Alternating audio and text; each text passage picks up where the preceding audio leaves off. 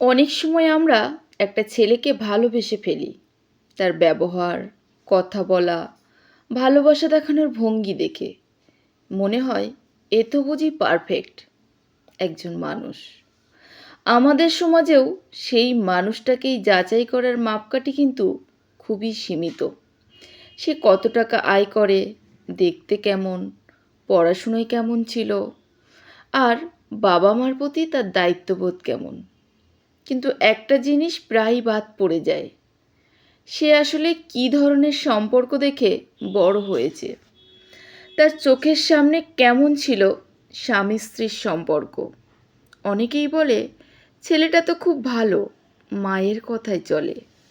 কিন্তু সেই মাই যদি ঘরের বউকে সম্মান না করে, তো অথবা বাবা মার সম্পর্ক যদি সারা জীবন তিক্ততায় ভরা হয়, তাহলে সেই ছেলেটি সুখের সম্পর্কে অভিযোগ, অপমান সহ্য করে টিকে থাকে। ছোটবেলার সেই স্মৃতি, সেই সম্পর্কের ছায়া তাকে গড়ে তোলে। সে হয়তো নিজেও জানে না তার মধ্যে কোন মানসিকতা বসে আছে। সে মনে করে এটাই স্বাভাবিক, এভাবেই তো সংসার চলে।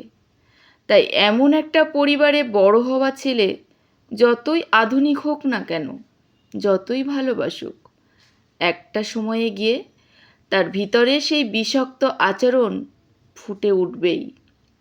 হয়তো সে চিৎকার করে না, মারধর করে না, কিন্তু স্ত্রীর কথা উপেক্ষা করে, সিদ্ধান্তে তাকে না রাখা, দোষ চাপিয়ে দেওয়া, তার অনুভূতি না বোঝা, এসব ধীরে ধীরে সম্পর্ককে নিঃশেষ রুদ্ধ করে তোলে।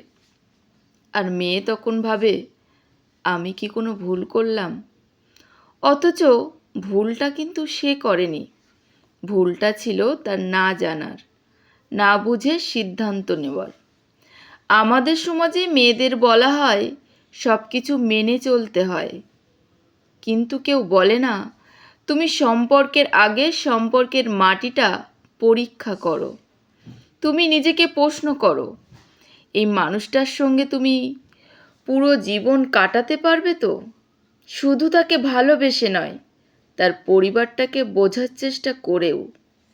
কারণ একটা পরিবার যেমন শিশুকে গড়ে তোলে, ঠিক তেমনি সেই পরিবার ভবিষ্যতের সম্পর্কেও ছায়া হয়ে দাঁড়ায়।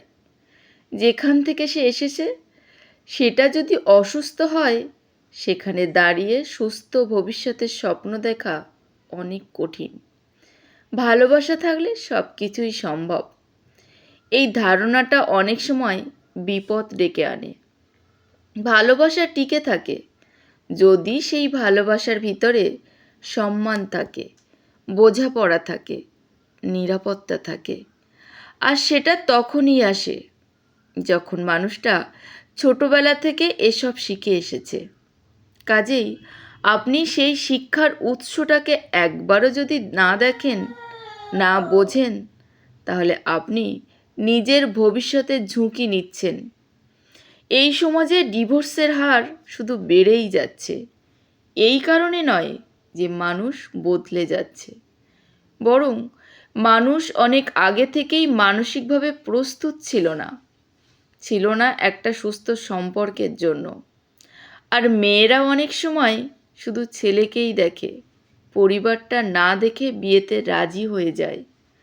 অথচ সম্পর্কটা কেবল দুজনের নয়, বরং দৃষ্টিভঙ্গির দুটো সংস্কৃতির, দুটো মানসিক শিক্ষার মিলন।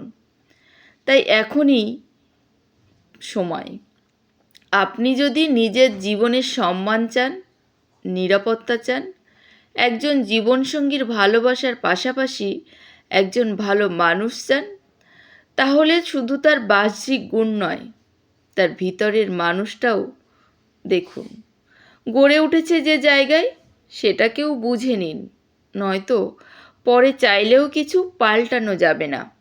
কারণ আপনি শুধু একজন মানুষের নয়, তার অভ্যাস, তার মানসিক গঠন আর একটা গোটা পরিবারের আচরণ বদলানোর দায়িত্ব নিয়ে ফেলবেন, যেটা কখনোই আপনার একার পক্ষে সম্ভব নয়। ভালোবাসা আসলে খুব মূল্যবান একটা জিনিস।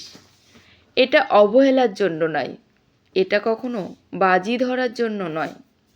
তাই ভালোবাসার আগে একটু বুঝে নেওয়া এটাই ভবিষ্যতের সবচেয়ে বড় সুরক্ষা।